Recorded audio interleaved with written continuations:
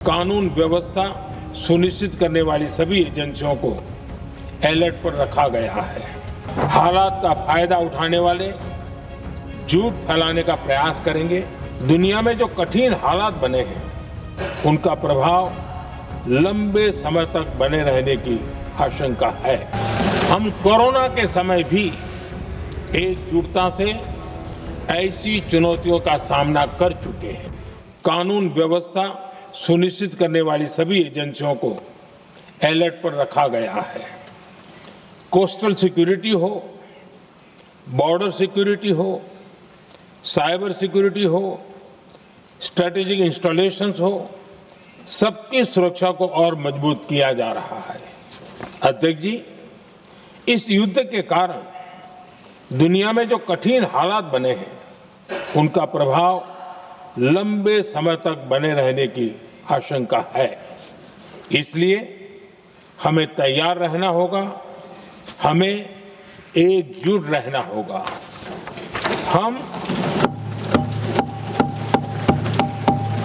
हम कोरोना के समय भी एकजुटता से ऐसी चुनौतियों का सामना कर चुके हैं। अब हमें फिर से उसी तरह तैयार रहने की आवश्यकता है। धीरज के साथ, संयम के साथ, शांत मन से हमें हर चुनौती का मुकाबला करना है। हमें बहुत सावधान और सतर्क भी रहना है। हालात का फायदा उठाने वाले झूठ फैलाने का प्रयास करेंगे।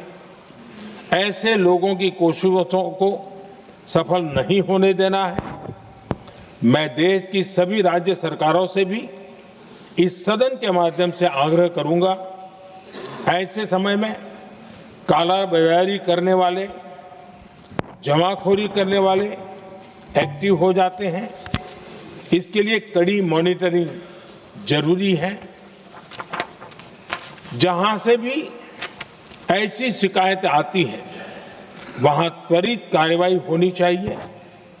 देश की हर सरकार और देश का हर नागरिक जब मिलकर चलेंगे तो हम हर चुनौती को चुनौती दे सकते हैं कि दुनिया भर की अर्थव्यवस्था वर्तमान संकट से प्रभावित हो रही है और भारत पर इसका कम से कम दुष्प्रभाव हो, इसके लिए निरंतर प्रयास किए जा रहे हैं। सरकार इसके शॉर्ट टर्म, मीडियम टर्म और लॉन्ग टर्म ऐसे हर असर के लिए एक रणनीति के साथ काम कर रही है। आज भारत की इकोनॉमी के फंडामेंटल्स मजबूत है। इससे भी देश को बहुत मदद मिली है। हम हर सेक्टर के स्टेक होल्डर्स के साथ चर्चा कर रहे हैं। जहां भी जरूरत है उस सेक्टर को आवश्यक सपोर्ट दिया जा रहा है। भारत सरकार ने एक इंटर मिनिस्ट्रियल ग्रुप भी बनाया है। ये ग्रुप हर रोज मिलता है और हमारे इंपोर्ट एक्सपोर्ट में आने वाली हर दिक्कत का आकलन करता है और ये ग्रुप आवश्यक समाधान पर भी निरंतर काम करता है। मुझे पूरा भरोसा है कि सरकार और इंडस्ट्री के साझा प्रयासों से हम परिस्थितियों का बेहतर सामना कर पाएंगे। माननीय अध्यक्ष जी, एक बड़ा सवाल ये है कि युद्ध का खेती पर क्या प्रभाव होगा। देश के किसानों ने हमारे अन्न के भंडार भर रखे हैं, इसलिए भारत के पास पर्याप्त खाद्यान्न है। हमारा ये भी प्रयास है कि खरीफ सीजन की ठीक से बुआई हो सके।